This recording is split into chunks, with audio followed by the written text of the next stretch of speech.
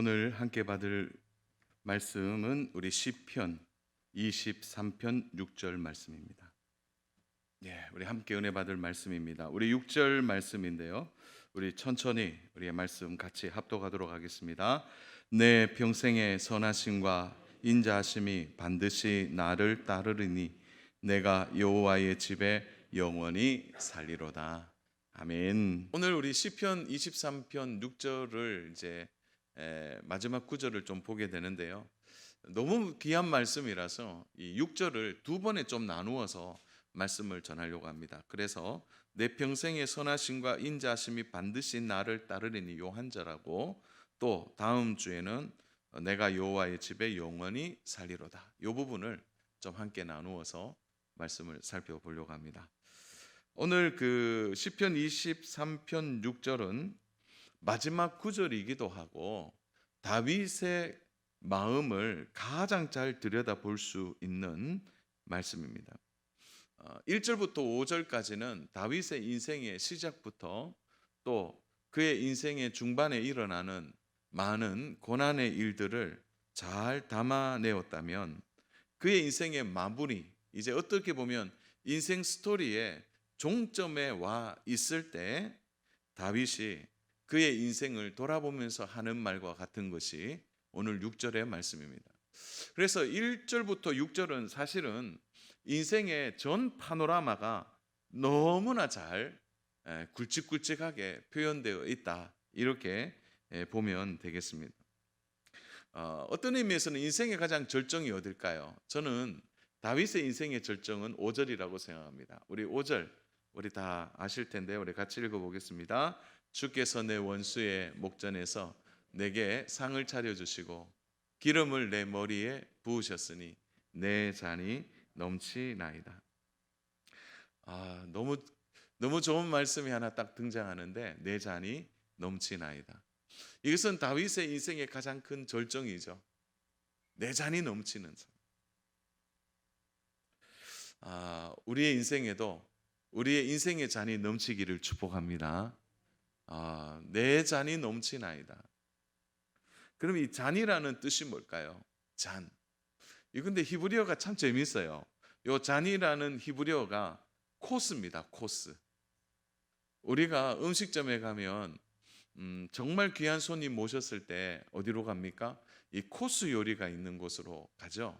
그래서 이 코스라는 말이 히브리어에서는 잔이라는 표현인데, 사실은 이 히브리어에서의 코스는 뭘 의미하냐면 기업, 상속, 이런 의미로 사용됩니다. 그러니까 잔, 그러면 우리는 얼핏하면 우리 손에 들려있는 이런 잔을 생각하는데, 히브리인들은 코스 이렇게 생각하면 복이라는 단어를 먼저 생각합니다.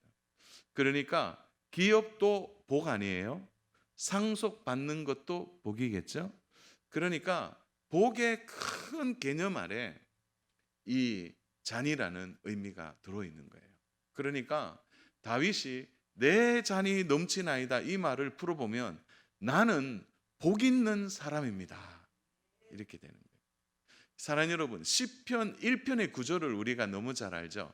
시편 1편에 보면 어떻게 시작합니까? 시작. 그렇죠. 너무 잘 하시네요. 그때 복이 코스라는 단어예요. 그러니까 다윗의 가장 인생의 절정은 자기가 복을 받았다, 이렇게 말하는 거예요. 이 복된 삶, 그의 인생의 가장 큰 클라이막스는 자기의 복이 넘친다는 거예요. 그냥 복이 있는 정도가 아니고 넘친다고 고백하고 있습니다. 이게 이해가 되어야 6절이 이해가 돼요. 그러면 다윗이 왜 이렇게 복이 넘친다고 말할까요? 그 복이 넘치는 이유를 6절에서 소개하고 있기 때문입니다. 6절은 어떻게 이야기합니까? 내 평생의 선하심과 인자하심이 바로 나를 따르리니. 다시 말해서 내가 이렇게 복이 넘치는 이유는 뭐냐? 바로 선하신 하나님 때문에, 인자하신 하나님 때문에, 나를 따라다니시는 하나님 때문에, 이제 이것이 다윗이 오늘 그가 말하고 있는 고백의 구조입니다. 나는 너무 복이 넘쳤는데 내가 복에 겨운 이유는 선하신 하나님 때문이고 인자하신 하나님 때문이라는 거예요. 다윗 자신 때문에라고 절대 말하지 않습니다. 어디에도 다윗이라는 나라고 말하는 주장이 여기에 없는 겁니다. 사랑 여러분, 다윗이 평생 배운 게 이거죠. 뭘 배웠습니까? 하나님이 누구신가를 다윗이 배운 것입니다. 그래서 자신의 인생의 배움터에서 다윗은 하나님을 세 가지로 이해하고 있죠. 그 첫 번째가 하나님은 선하시다. 두 번째가 하나님은 인자하시다. 세 번째가 하나님은 나를 따라오신다. 이거예요. 우리 한번 외울 수 있겠습니까? 하나님은 선하시다. 하나님은 인자하시다. 하나님은 나를 따라오신다. 오늘 요 세 가지를 알면 오늘 설교는 다 했습니다. 이제 내려가겠습니다. 이제. 그러면은 너무 좋겠는데요. 잠깐 우리가 배우면 좋겠어요. 다윗이 하나님을 이해하는 방법이 이 세 가지입니다. 선하신 하나님, 인자하신 하나님, 나를 따라오시는 하나님이에요. 근데 이 세 가지에 공통점이 있죠. 그건 뭐냐? 하나님이 나를 돌보신다는 거죠.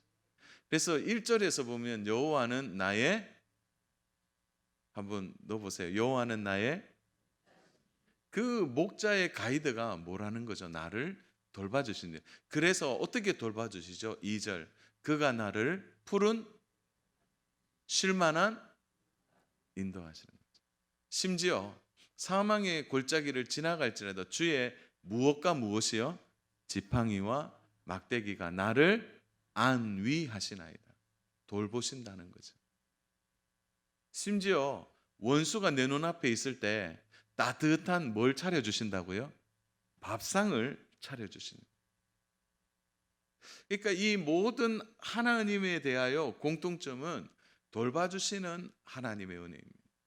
우리 맥주감사 주일을 맞이해서 우리 하나님의 돌보심이 상반기 우리의 삶에 있었고 하반기에도 우리의 삶에 있을 줄로 믿습니다. 우리가 신앙생활을 하면서 우리가 놓칠 수 있는 부분이 이 부분이죠. 하나님에 대해서 잘 모르는 것입니다. 사랑 여러분, 제가 질문할게요. 하나님은 우리 성도님에게는 어떤 분이십니까? 우리 성도님들에게는 하나님은 어떤 분이시죠? 저는 다윗처럼 굴곡진 인생이 우리와 비교했을 때 훨씬 더 다윗이 고단한 인생을 살았다고 생각합니다. 성경에 등장하니까 위대해 보일 뿐이지 그의 삶에 보면, 그래서 어떤 신학자는 이렇게 이야기하더라고요. 다윗이 바세바를 범했을 때 그는 십계명 전체를 어긴 것이다, 이렇게 얘기해요. 그 사건이 1계명부터 10계명까지 다 포함되는 계명을 다윗이 어겼다고 말해요. 그의 눈에는 눈물이 있었죠. 그럼에도 불구하고 다윗을 우리가 보면서 배우는 것은 뭡니까? 다윗은 하나님을 이 세 가지로 깊이 인식했다는 것이죠. 하나님은 어떤 분이신가에 대해서 다윗은 오늘 자신 있게 그가 말하고 있는 것입니다. 저는 오늘 세 가지로 좀 짧게 좀 살펴보려고 해요. 첫 번째가 하나님은 선하시다는 것입니다. 우리 한번 성도님들의 개인적 고백으로 하시면 좋겠어요. 하나님은, 한 번 더, 하나님은 선하시다. 다윗은 하나님이 너무 선하신 분으로 고백하고 있습니다. 이것은 자신의 인생에서 경험한 깊은 성찰에서 나온 것입니다. 또 하나, 다윗이 하나님은 선하다라고 말할 때 그 안에 반드시 들어가는 전제가 하나 있는데, 그거 뭐냐면 자신은 선하지 않다는 거죠. 자신은 죄인이다라는 깊은 고백과 인식이 다윗에게 있었습니다. 다윗은 하나님의 그 선하신 손길을 평생 경험했습니다. 사랑 여러분, 다윗뿐만이 아니죠. 오늘 우리가 살아오는 인생길도 마찬가지예요. 지난주에 신방을 갔던 이번 주중이군요. 주중에 신방을 가니까 그 집사님이 저 손을 붙잡은데 그 집사님의 연세가 98세예요. 98세. 근데 늘 얘기하는 거예요. 하나님 이야기밖에 안 하는 거죠. 그분의 인생에 대하여 누가 이야기를 할 때 그 인생의 98세의 인생을 얘기할 수 있겠어요. 그러나 그분의 입술에 나오는 것은 그게 하나님밖에 없다는 거예요. 그 이유는 그의 인생의 가장 큰 영향이 하나님으로부터 왔기 때문입니다. 다윗 역시도 마찬가지죠. 다윗의 인생에 씻을 수 없는 치부들이 드러날 때마다 다윗이 선명하게 보고 있는 것은 하나님의 선하심입니다. 사랑 여러분, 그는요 어릴 때부터 하나님을 찬양하고 참된 예배 반주자였고 예배자였습니다. 또한 그의 손에 들려진 물맷돌로 나라를 구하는 위대한 군인이기도 했습니다. 그러나 그의 인생의 바세바의 사건, 그의 인생에 씻을 수 없는 그런 일들은 다윗을 최고의 바닥으로 내몰 수 있는 그런 일임에도 불구하고 하나님의 선하심을 보십시오. 하나님이 그를 붙들어서 결국 위대한 다윗으로 만들어 주신 것입니다. 사랑 여러분, 다윗의 이 죄 앞에서 다윗은 진실로 고백하죠. 나는 죄인이지만, 나는 선함이 없지만 하나님은 선하시다라는 것입니다. 하나님 안에서 그는 하나님의 선하심을 고백합니다. 사랑 여러분, 우리는 여기에서 배웁니다. 아무리 망가져도요, 고장나도 하나님의 이 선하심 안에 들어오면 다시 기회를 얻고 새롭게 회복될 은혜를 얻게 된다는 것이죠. 사랑 여러분, 믿으시기 바랍니다. 하나님은 악을 선으로 바꾸시는 분입니다. 우리의 인생이 바닥을 치더라도 하나님은 바닥에 치는 우리의 인생을 들어서 고공행진할 수 있도록 이끌어 가신 선하신 하나님이시라는 거죠. 요셉의 기막힌 죽음의 스토리 안에 하나님의 일하심을 보십시오. 하나님이 그 요셉을 끄집어내어서 선으로 만들어 주신 것은 그저 요셉의 이야기로 끝나지 않고 오늘도 여전히 적용되는 우리의 삶의 이야기라는 것입니다. 그래서 창세기 50장 20절 말씀을 우리가 믿음으로 받잖아요. 우리 같이 읽습니다. 당신들은 나를 헤아려 하였으나 하나님은 그것을 손으로 바꾸사 오늘과 같이 많은 백성의 생명을 구원하게 하시려 하셨나니. 보십시오. 나를 해하는 이 악이 있음에도 불구하고, 계획이 있음에도 불구하고, 사람이 있음에도 불구하고, 환경이 그럼에도 불구하고 하나님이 단번에 역전시키죠. 아무리 역기능적인 인생을 살아도 우리에게 소망이 있는 것은 하나님은 선하시다는 거죠. 그러니까 이 선하신 하나님을 붙드는 것입니다. 어떤 인생이라도 하나님은 가능하십니다.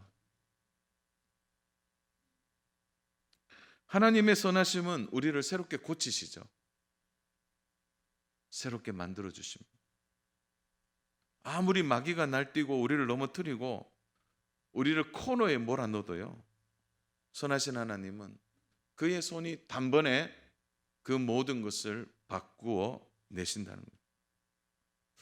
아이가 물건을 어떤 나무를 만들고 나무를 가졌다가 깎다가 버렸어요.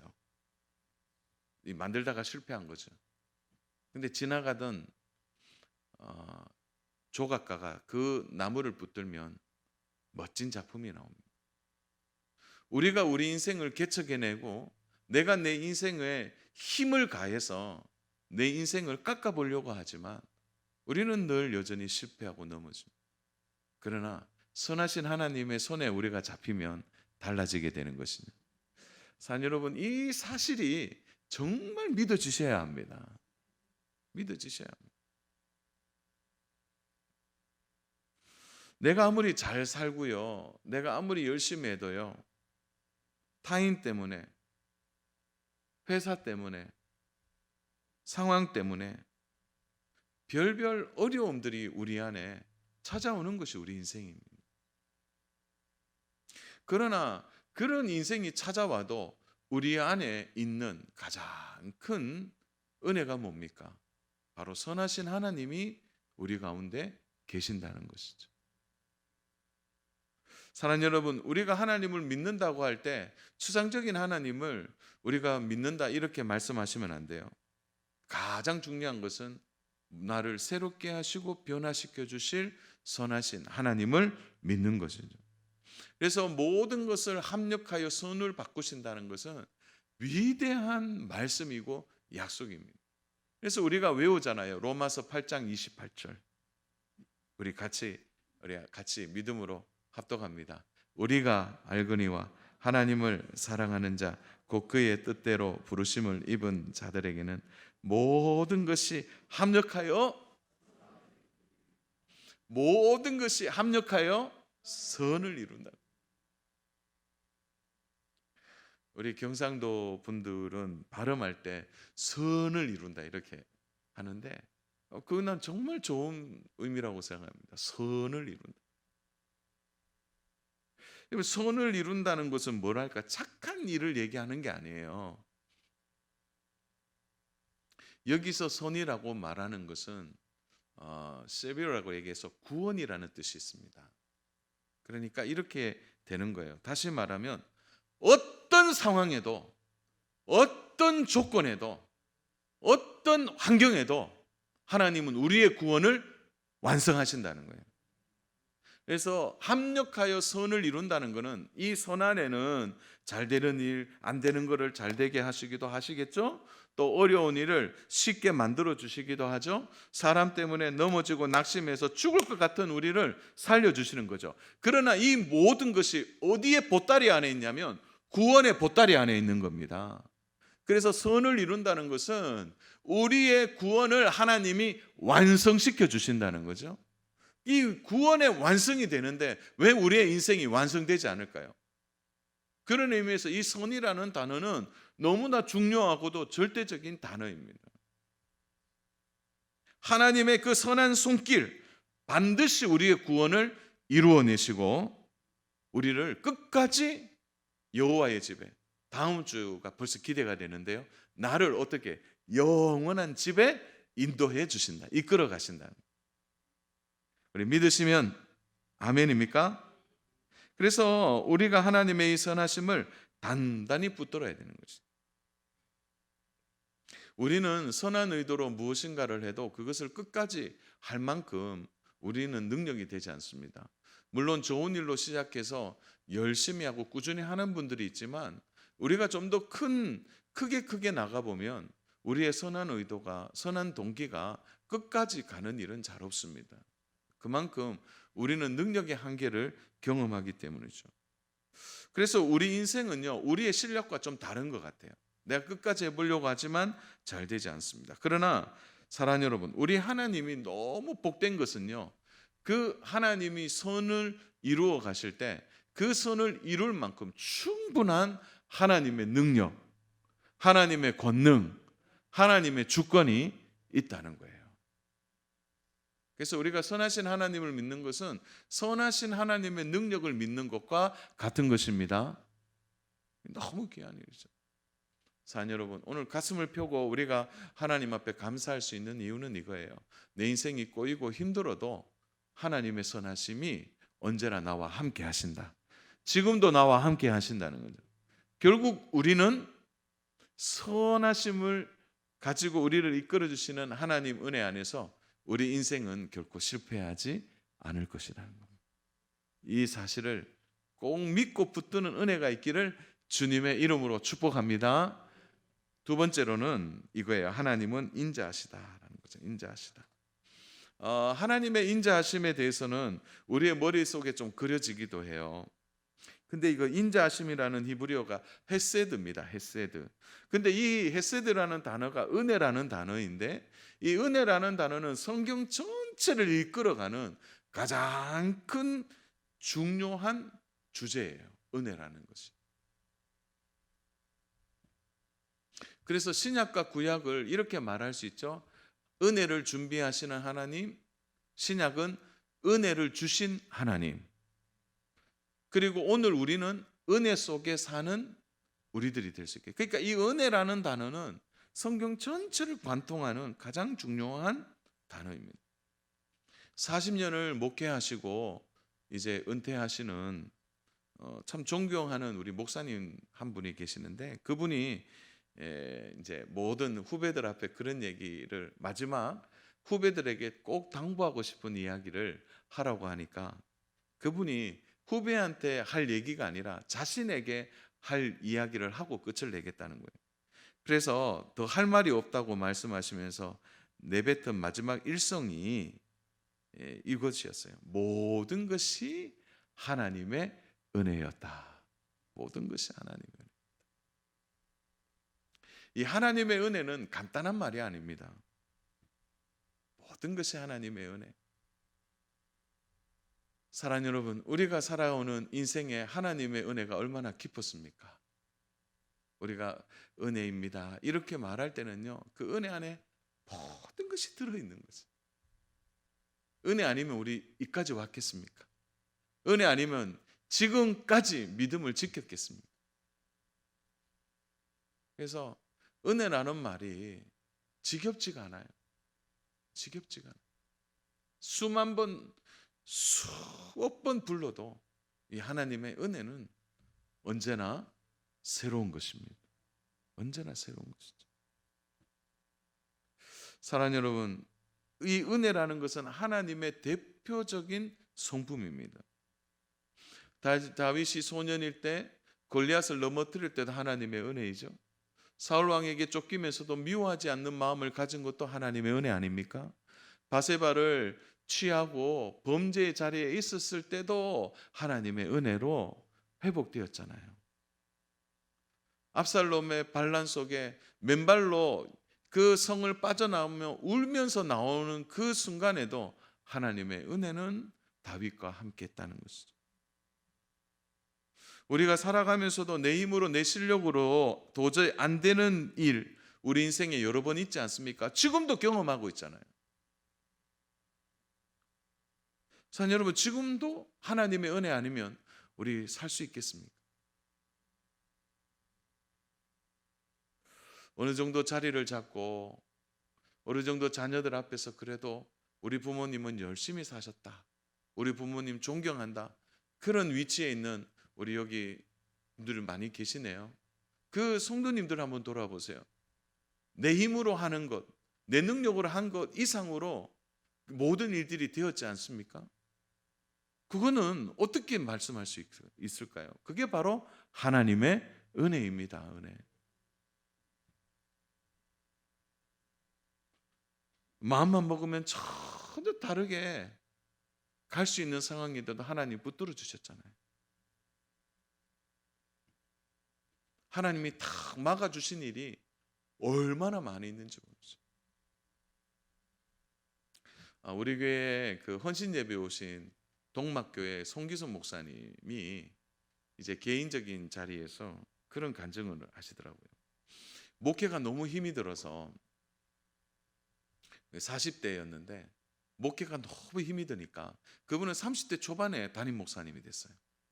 그러니까 하다가 이렇게 능력이나 여러 가지 한계가 오니까 목회가 너무 힘이 들어서 이제 그 동막교에 있는 자리가 신천대로의 자리에 있는데 비가 부슬부슬 오는 날 그냥 차를 몰고 신천대로로 갔대요. 근데 안개가 이렇게 이제 끼면서 신천대로를 달리는데 그런 마음이 들더래요. 이 핸들만 한번 요래 꺾으면, 핸들만 요래 한번 꺾으면 이제 걱정하지 않아도, 염려하지 않아도 내가 좀 자유롭게 되지 않겠나, 그런 생각이 계속 들더래요. 그게 이제 신천대로 이렇게 칠성시장 지나가는 고가도로가 있잖아요. 그 고다로 올라가서 이제 확 하자 하는데 이게 안 되더래요. 그때 알았다는 거예요. 그때 그 순간에 하나님이 그 자기를 지켜주신다는 걸 알게 됐다. 뭐 이것은 좀 하나의 극단적인 이야기가 될 수 있겠지만 우리 성도분들의 삶도 그렇지 않았나요? 지금까지. 만약 우리의 인생에 하나님의 은혜가 없다면 어떻게 되었을까요? 잘못된 선택을 하고 그 결과 때문에 눈물 흘리는 일이 있었다. 고통 가운데 갑자기 찾아온 병의 소식들. 그런 상황 속에서도 오늘 이 자리에 앉아 있고 또 하나님을 믿는 것이 우리 하나님의 은혜 아닙니까? 그걸 어떻게 다르게 이야기를 해요? 만약 하나님이 죄에 대하여 단죄했다면 다윗은 단칼에 끝났을 겁니다. 그런 그를 하나님이 살려 주신 것입니다. 사랑하는 여러분, 오늘 꼭 기억하십시오. 우리 신앙은요, 하나님의 은혜가 없으면 살 수 없습니다. 하나님 은혜가 없으면 살 수 없어요. 오늘도 하나님의 그 인자하심으로 운영되고 있는 것입니다. 사랑하는 여러분, 가만히 보세요. 그 인자하심의 절정이 뭡니까? 독생자를 우리에게 주신 거 아닙니까?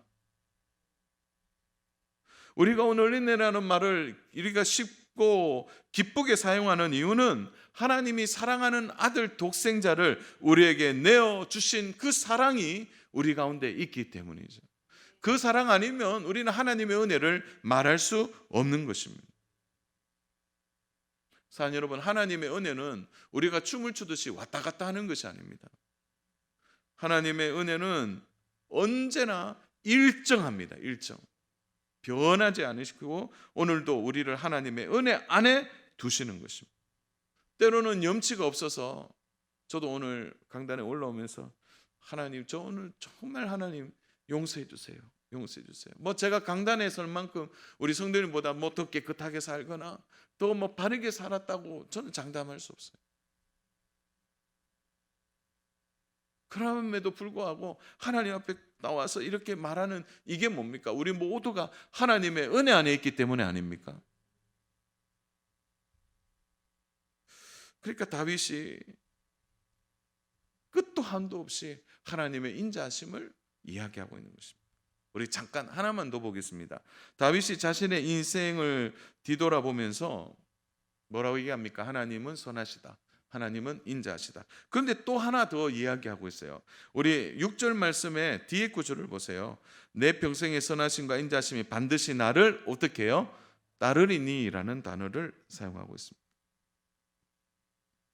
요 따르리니라는 히브리어 단어가 라다프라는 단어인데요. 요거는 동사예요. 이건 뭐냐면은 뒤따르다, 뒤에 따르면서 시중든다 이런 표현이에요.